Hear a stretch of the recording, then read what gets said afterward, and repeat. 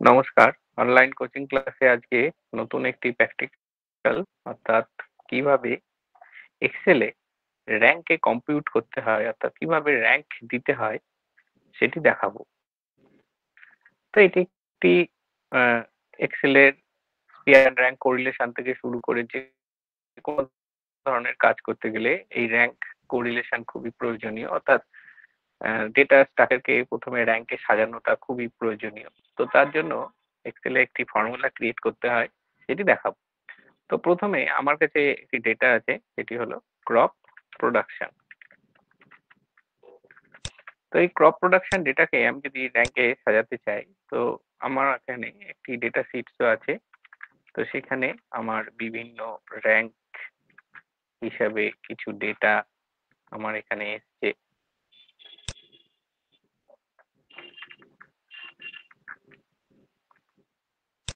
এটিকে আমি যখন র‍্যাংকে সাজাবো অর্থাৎ আমার কাছে যে ডেটাটা আছে এটিকে যখন আমি র‍্যাংকে ক্রপ প্রোডাকশনকে র‍্যাংকে সাজাবো, কম্পিউটেশন অফ র‍্যাংক যাকে বলে। তো তার জন্য আমি ২ ধরনের করতে পারি অর্থাৎ বড় থেকে ছোট হিসাবে সাজাতে পারি অথবা ছোট থেকে বড় হিসাবেও সাজাতে পারি।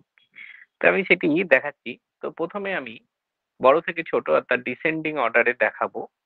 তো এক্ষেত্রে ১ম এ আমাকে যেটি করতে হবে, ১ম এ ইজিক্যাল টু এরপর টাইপ করতে হবে র‍্যাংক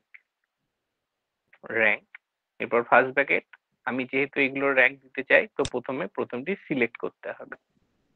সিলেক্ট করার পর কমা এরপর পুরোটাকে সিলেক্ট করতে হবে। পুরোটাকে সিলেক্ট করার পর কমা দেখুন এখানে দিয়ে দিচ্ছে 0 হলে ডিসেন্ডিং অর্ডার অর্থাৎ ছোট থেকে বড়, 1 হলে অ্যাসেন্ডিং অর্ডার অর্থাৎ হয় 0 লিখতে হলে আমি কমা 0 লিখলে ছোট থেকে বড় হিসাবে হবে, তো আমি 0 লিখলাম। এরপর আমি ফার্স্ট ব্র্যাকেট অফ করলাম। পাশাপাশি যেহেতু আমি র‍্যাংক দেবো এখানে একটু সিম্বল দিতে হয়। A2 ব্লকের ঠিক A এর আগে কম্পিউটারে শিফট অন শিফটটিকে চেপে ধরে ডলার সিগনেচার দিতে হয় এবং A আর 2 এর মাঝখানে শিফট ডলার সাইন। ঠিক একইভাবে আবার পরেরটিতেও অর্থাৎ এখানে ডলার সাইনকে আনতে হবে। ঠিক A আর 11 এর মধ্যে ডলার সাইন। তাহলে আমার মোটামুটি ডেটা রেডি হয়ে গেছে। এরপর আমি এটিকে এন্টার দেব। দেখতে পাচ্ছেন এটা ৯ নম্বর র‍্যাংক হয়েছে। অর্থাৎ আমি বড় থেকে ছোট যেহেতু ১ম এ সাজাচ্ছি ডিসেন্ডিং অর্ডারে। তো এখানে 89 1 এসছে। অর্থাৎ বড় থেকে ছোটতে 1 এরপর দেখতে পাচ্ছেন যে 274 এরপর 365 অর্থাৎ যখন আমি ডিসেন্ডিং অর্ডারে সাজাবো তখন কিন্তু আমার এইরকম ১০ টি ডেটা আছে। এখানে দেখতে পাচ্ছেন 1 2 3 4 5 6 7 8 9 10 এবং ঠিকভাবে র‍্যাংক পড়ে গেছে। এখন যদি আমি এটিকে ছোট থেকে বড় হিসাবে সাজাতে চাই, তো সেক্ষেত্রেও আমি করতে পারি যেটি দেখায় এখানে। তো আমি এবার এইটিকে ছোট থেকে বড় হিসাবে সাজাবো। যেটা এখানে বড় থেকে ছোট অর্থাৎ ডিসেন্ডিং অর্ডারে সাজিয়েছিলাম, এবার আমি অ্যাসেন্ডিং অর্ডারে সাজাবো। তো এক্ষেত্রেও একই ১ম এ ইজিক্যাল টু এরপর র‍্যাংক ফার্স্ট ব্র্যাকেট এরপর আমি যে ডেটাটাকে নেবো সেটিকে ১ম এ ক্লিক, তারপর কমা এরপর আবার পুরোটিকে এরকম সিলেক্ট করতে হবে অর্থাৎ আমি এখান থেকে এই অবধি র‍্যাংক করতে চাই।